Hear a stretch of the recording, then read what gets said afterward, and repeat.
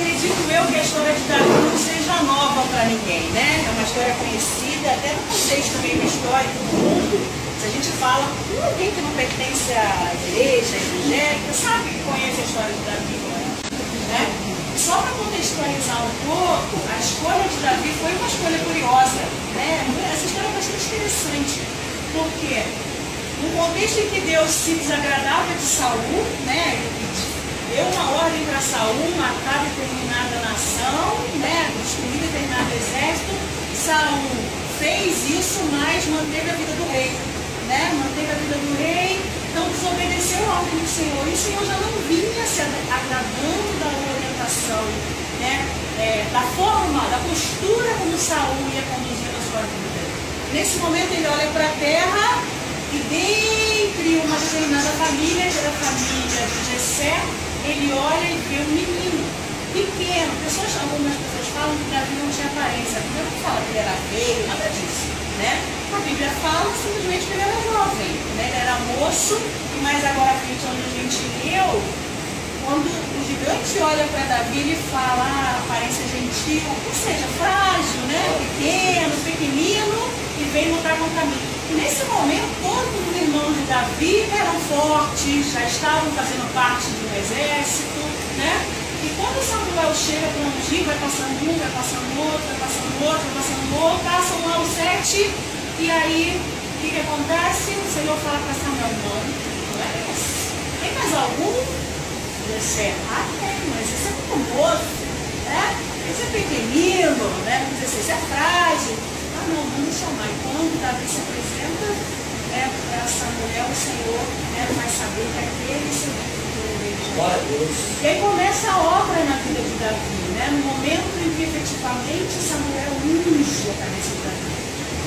E isso que eu quero trazer para a nossa reflexão. O que a gente vai fazer para passar o ano de 2016, né? E o que vem pela frente? Porque, gente, refletindo como profissional de RH, hoje a gente vê a quantidade de pessoas procurando uma solução para suas vidas. Se vocês olharem, se já tenham parado para olhar isso, os templos estão cheios, de qualquer religião. Né? Quando você passa numa igreja, você vê tudo cheio. Né? Quando você passa pelos consultórios, quando você conversa com psicólogos, psiquiatras, os consultórios estão lotados. Porque as pessoas estão procurando solução para suas vidas. De qualquer forma. Tem gente, infelizmente, tirando suas próprias vidas. Por quê? Porque não acha solução para elas. Então as pessoas estão sedentas, de algo. E como é que a gente vai fazer para não parar frente a uma dificuldade financeira, que é um gigante, frente a uma doença, que é um gigante, frente ao desânimo, que é um gigante, frente, de repente, a uma traição dentro da nossa casa, que é um gigante, frente a um filho que se envolve em drogas ou com um assaltante, que vai ter um caminho ruim, que é um gigante. Como é que a gente vai se preparar diante desse ano? Porque se a gente parar para pensar, a gente paralisa. Não dá vontade de sair de casa, porque vem desânimo, vem o medo da violência. A gente está, infelizmente, cerceado desse mundo. Olhando para o Brasil, o contexto pior ainda mais. Por quê? A gente tem, olhando para o nosso governo, onde a gente deveria ter exemplo, a gente olha e vê o governo correndo, infelizmente. Então, se a gente deixar se abater por esse gigante, a gente para. Mas não é isso que o Senhor quer para nós. O Senhor quer que através do primeiro ato que Davi teve, que é a unção. O primeiro ato de ter a presença do Senhor na nossa vida, que a gente se mobilize através da presença do Senhor conosco. É isso que o Senhor espera de nós. E é interessante que a história de Davi, que após a unção, ele já começa, se não me engano, estudando sobre o tema, a unção, gente, ela significa separação. Quando Deus nos unge, você está sendo separado para algo. E aí, Davi, naquele momento, estava sendo preparado para uma responsabilidade muito maior, como ele nem sabia. E aí, quando ele sai desse contexto de unção, a gente vai ver na Bíblia que a primeira ocorrência que acontece, vamos dizer assim, na vida de Davi, é ele ser chamado na presença do rei, porque o rei estava com os espíritos maus na sua vida. Alguns historiadores falam que o espírito mau poderia ser depressão, outras pessoas falam que de consequentemente mesmo, como ele vinha desobedecendo e Davi já havia sido ungido, o Espírito do Senhor saiu da vida de Davi e Deus permitia, de Saul, né? E Deus permitia que o Espírito não assolasse a vida de Saul. A gente não vai saber efetivamente o que era, porque a gente não estava presente. Mas o fato é que o Espírito não assolava a vida de Saul. E quando Davi chegava, né, e falava para ele, olha, tem um menino aí, né? Tem uma pista, procura alguém aí para poder livrar o rei desse mal. E quando Davi chegava na presença do rei, ele olhava a sua harpa, né, porque ele já tinha um som na sua vida. Muitas pessoas falam que a harpa, a música tem propriedades terapêuticas, né? Quando a gente ouve um louvor, né? Quando a gente ouve a música em si, óbvio que não rock pesado, funk, isso não acontece. Mas a gente normalmente acalma, né? Aquilo vai entrando na nossa vida e a gente vai acalmando. E a harpa tem uma propriedade terapêutica. Mas não era a harpa que fazia efeito na vida de Saul. Era o Espírito de Deus na vida de Davi. Não é isso? E aí, nessa primeira ocorrência, e olha só como é que Deus é tremendo, né? Deus já estava, e a estratégia, né? Deus já estava ali, através daquele contato com Saul, preparando Davi para o futuro. Porque imagina, até então não tinha contato com Saul. Deus ungiu, ele passa a ter contato, ele já começa a olhar como é que o rei agia, né, como é que o rei se portava, como é que as pessoas se portavam na presença do rei. Então Deus já é a estratégia divina estar na presença do rei. E aí Davi, óbvio, quietinho lá na dele, poderia, ó, não podia ter corrido, ele podia ter corrido, assim, não, peraí, Samuel me ungiu, se eu for lá o rei souber, ele vai me matar, mas não, ele enfrentou a primeira batalha da vida dele, que foi na presença do rei Saul.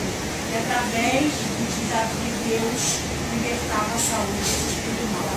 E aí, mais pra frente, a gente vê efetivamente a batalha. O que acontecia no passado? Era comum, né, entre essas nações, entre os povos, um povo escolher, né, alguém do seu exército e o outro, né, exército escolher alguém porque até era mais econômico. Porque se os dois exércitos se enfrentassem, haveria morte, muito sangue. Então o custo da batalha ele era muito maior.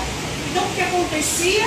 Escolhia-se um de um exército e o outro para que eles se enfrentassem. Mas peraí, um e outro da mesma estatura, né, igual, em condições iguais. Mas não, aí esses ficaram lá, ó, 40 dias, né? E aí, vem alguém, que de repente chega lá na montanha para visitar seus irmãos e ver como estava Davi, né? Gente de aparência gentil, pequenininho, chega naquele contexto.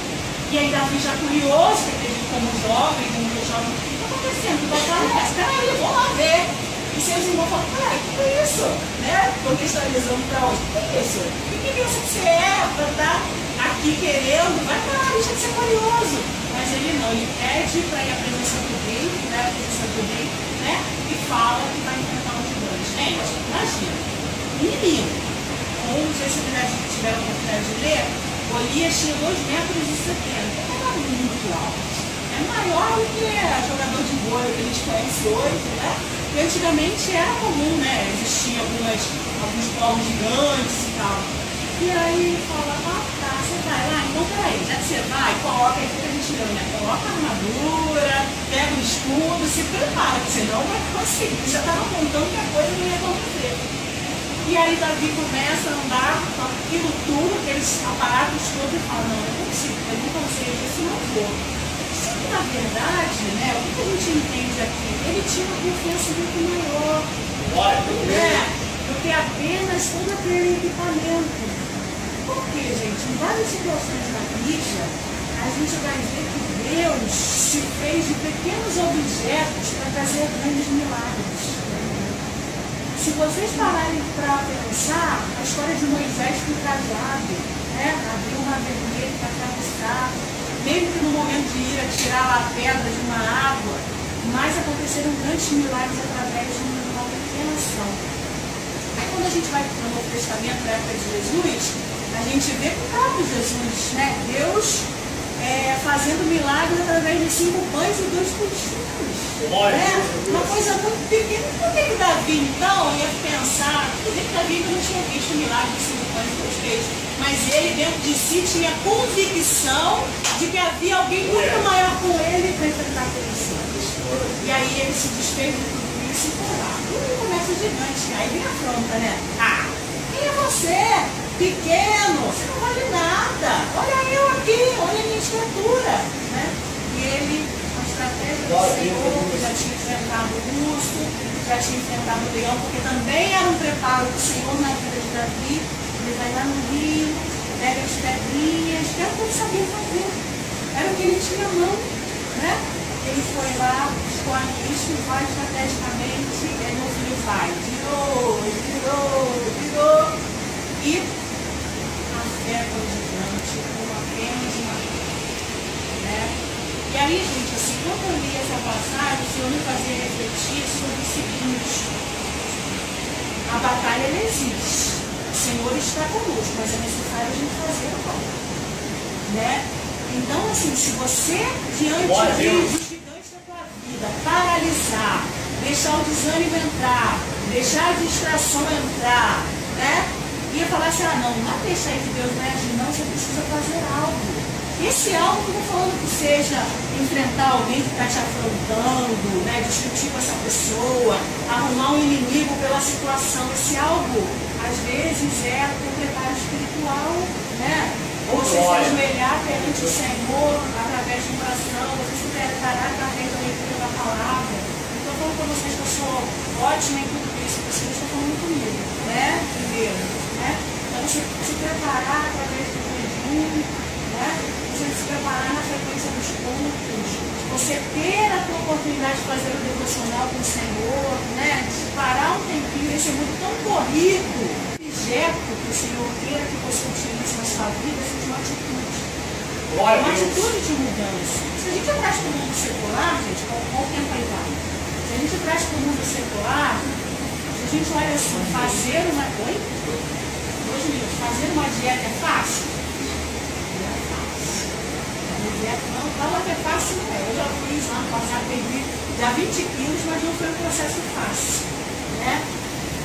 Requereu de mim um esforço, um passo. Estudar para o concurso público é fácil? Também requer esforço. Ter passado por um processo seletivo aqui, principalmente quem entrou mais recentemente, agora a gente tem prova, tem dinâmica, é um processo fácil? Não é. Mas requer de você o quê? Um preparo, um esforço. Por que para a obra de Deus, para a vida espiritual vai ser diferente? Requer de nós um esforço. Abrir mão de alguma coisa. Né? Abrir mão, de repente, de participar de algo que o mundo te oferece, como fazer Daniel na sua vida. Né? Abrir mão de, como Davi abriu sua juventude. Quem abriu mão de sua juventude? Ele poderia estar no campo, com as ovelhas, só para ele. Tá fácil, deixa aqui eu quietinho aqui, mas não. E abrir mão disso para viver algo muito maior que o Senhor tinha na vida. Então, assim, a reflexão que eu quero trazer para nós hoje, né, é que complexidade nós estamos colocando nesses gigantes que estão acontecendo. Seja, né, para quem não estava aqui, o gigante da doença, o gigante da falta de dinheiro, o gigante da crise, o desemprego que de repente se abateu com a minha esposa, com o meu marido, com os meus filhos, né? O desânimo, a distração, né? A gente andar distraído com várias coisas, né? E não focar naquilo que é importante. E complexidade você, nós estamos trazendo para a nossa vida, quando através de uma simples atitude o Senhor pode fazer. Então, assim, eu queria que vocês refletissem. Davi não era perfeito, a gente sabe disso. A Bíblia relata, em nenhum momento ela esconde a postura ruim de Davi. Não acontece isso. Davi foi rei, Davi foi pastor, né?